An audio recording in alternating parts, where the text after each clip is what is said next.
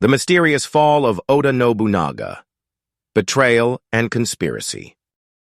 In the dead of night on June 21, 1582, flames erupted from Honnoji Temple in Kyoto. Inside, Japan's most powerful warlord, Oda Nobunaga, faced his final moments. But what really happened in those crucial hours? The official history tells us of betrayal and ritual suicide, but ancient scrolls and contemporary accounts whisper of a far more intricate web of conspiracy that changed the course of Japanese history forever. Welcome to a journey through Japan's most enigmatic samurai legends, where history intertwines with mystery, and truth becomes as sharp and dangerous as a master-crafted katana. Let's begin with the death of Oda Nobunaga, perhaps Japan's most controversial samurai warlord. While most historians agree that Nobunaga committed seppuku after being betrayed by his general Akechi Mitsuhide, recently discovered documents from the Akechi clan tell a different story. These scrolls suggest that the attack on Honnoji wasn't a simple betrayal, but rather part of a massive conspiracy involving multiple daimyo lords and even Buddhist warrior monks seeking revenge for Nobunaga's earlier destruction of their temples.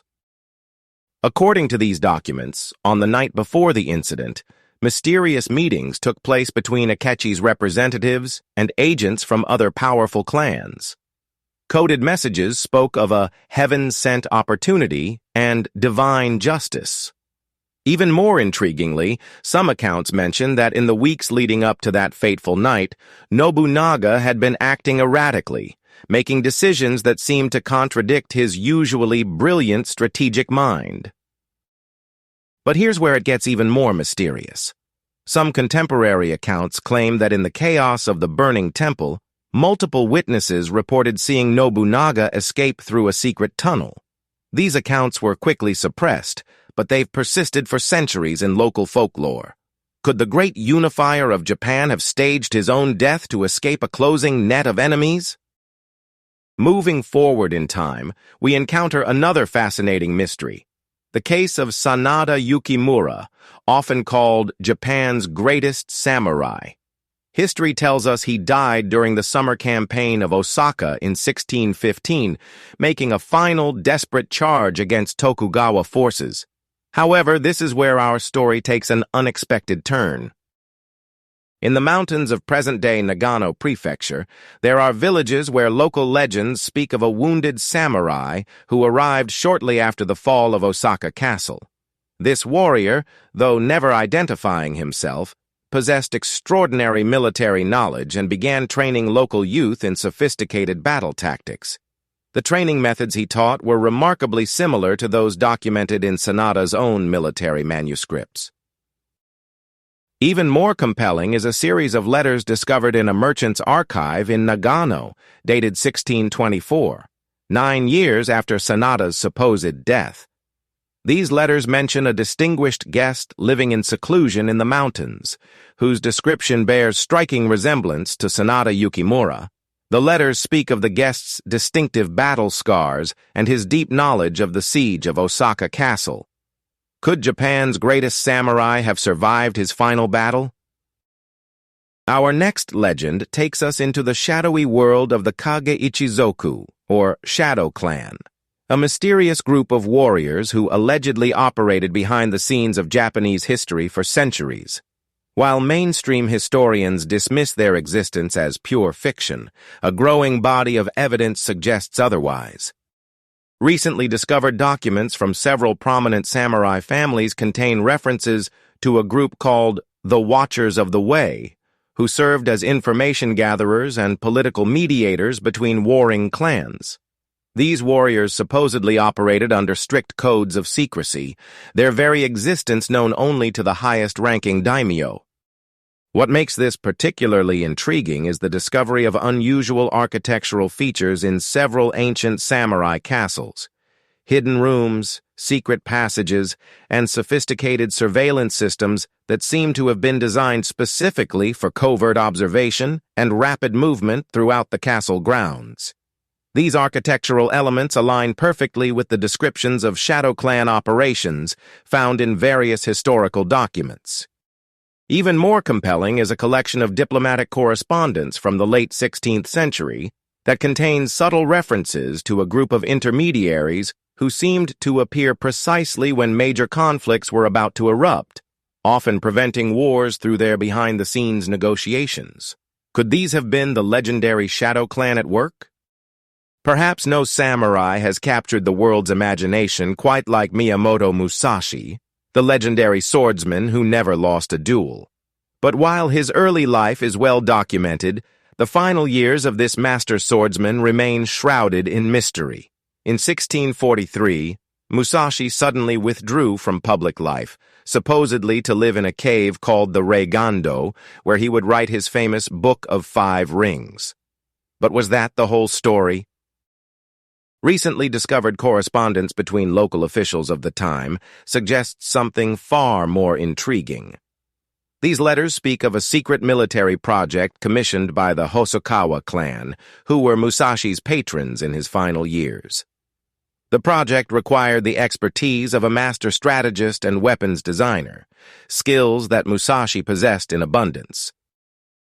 Even more fascinating are the architectural plans found in the Hosokawa family archives, showing designs for revolutionary military fortifications that were far ahead of their time.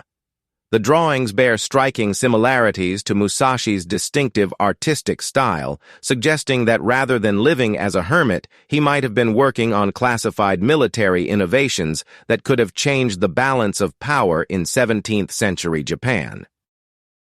But why keep this secret?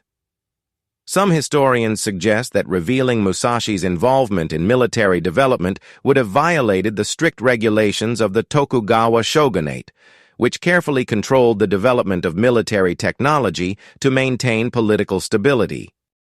Equally mysterious is the legend of the cursed Muramasa blades, perhaps Japan's most infamous samurai swords.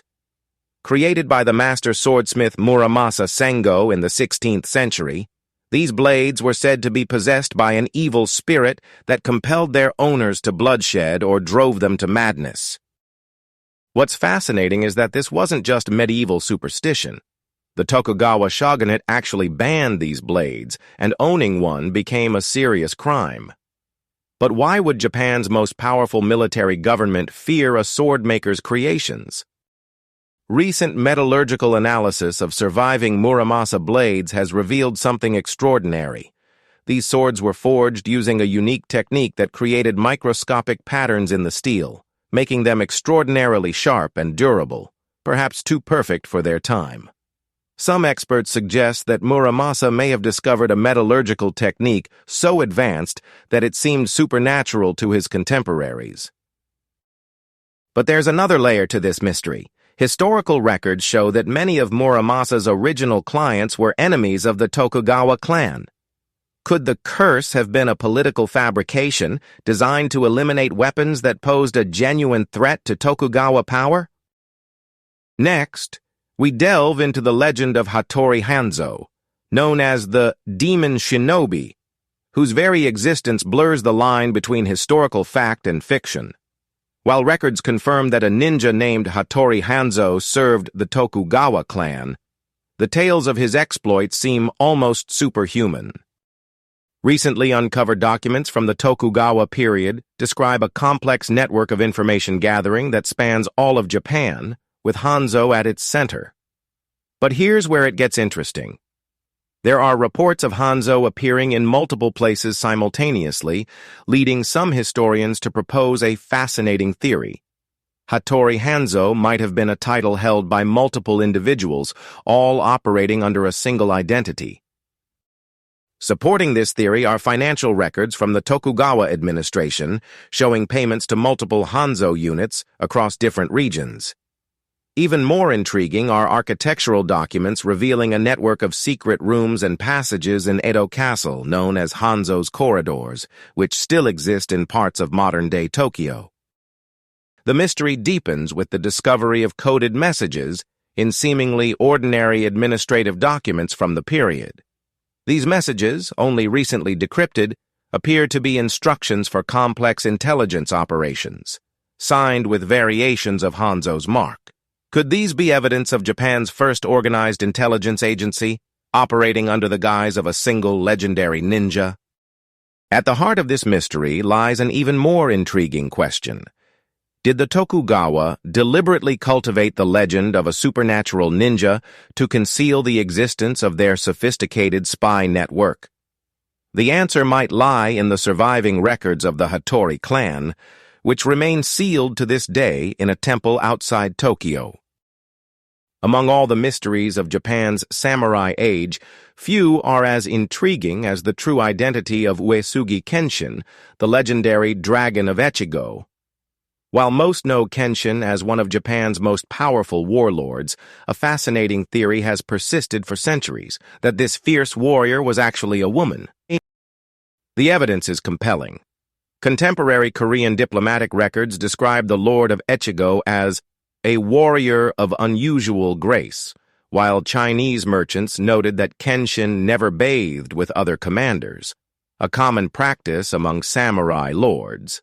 Even more intriguing are the medical records discovered in Kasugayama Castle, which show regular visits from female physicians from the imperial court in Kyoto. But the most striking evidence comes from a recently discovered letter written by one of Kenshin's closest retainers. The document, found hidden in the ceiling of an ancient temple, speaks of protecting our Lord's secret until death. What makes this particularly fascinating is the specific language used.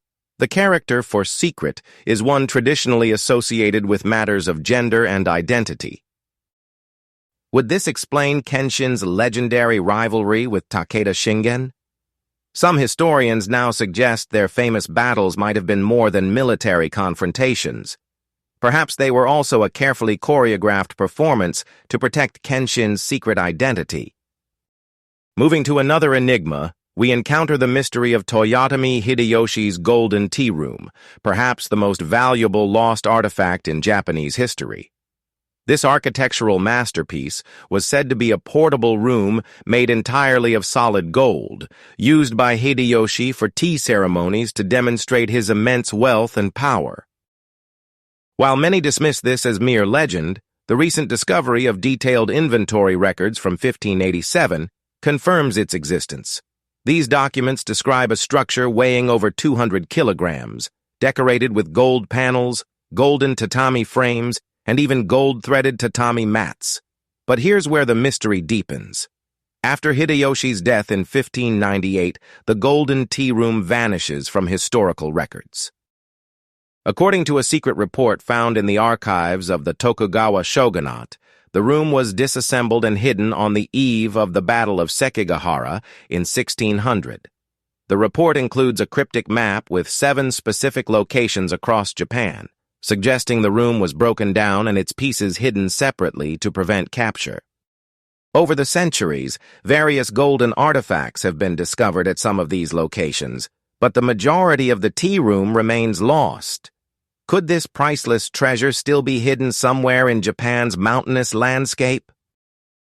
This brings us to another fascinating mystery: the secret documents of Ishida Mitsunari, the tragic leader who opposed Tokugawa Ieyasu at Sekigahara.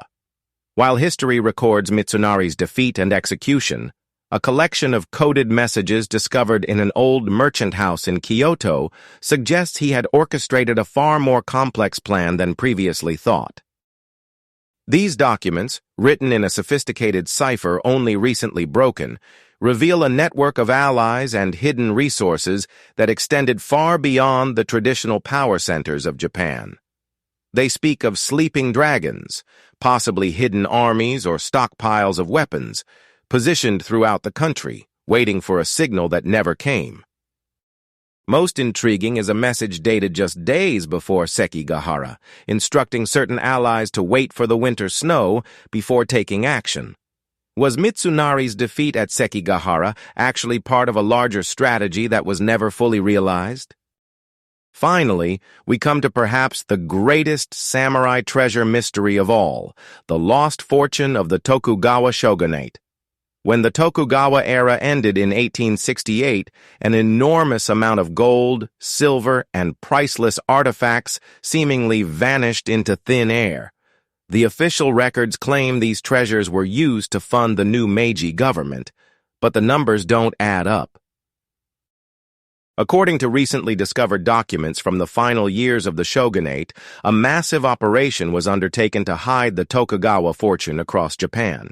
The operation, codenamed Dragon's Scale, involved thousands of workers and hundreds of locations. What makes this particularly fascinating is that many of these workers were sworn to secrecy through a Buddhist ritual that was believed to bind their souls for eternity. Modern analysis of satellite imagery and historical maps has identified several potential storage sites that align with coded references in these documents.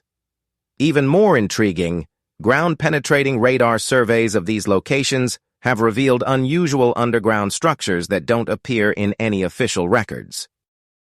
Could the lost Tokugawa treasure still be out there, hidden in plain sight? As technology advances and more historical documents come to light, we might be closer than ever to solving these centuries-old mysteries. These legends remind us that history is never as simple as it seems. Behind every well-known story lies a web of mysteries, conspiracies, and untold truths. The age of the samurai may have ended, but its secrets continue to captivate and intrigue us, proving that sometimes the most fascinating stories are the ones that history hasn't fully revealed. Thank you for joining us on this journey through Japan's most mysterious samurai legends. If you enjoyed uncovering these historical mysteries, please don't forget to subscribe to our channel and hit that like button. Your support helps us continue bringing you more fascinating stories from Japan's rich history. Until next time, keep exploring the mysteries of the past.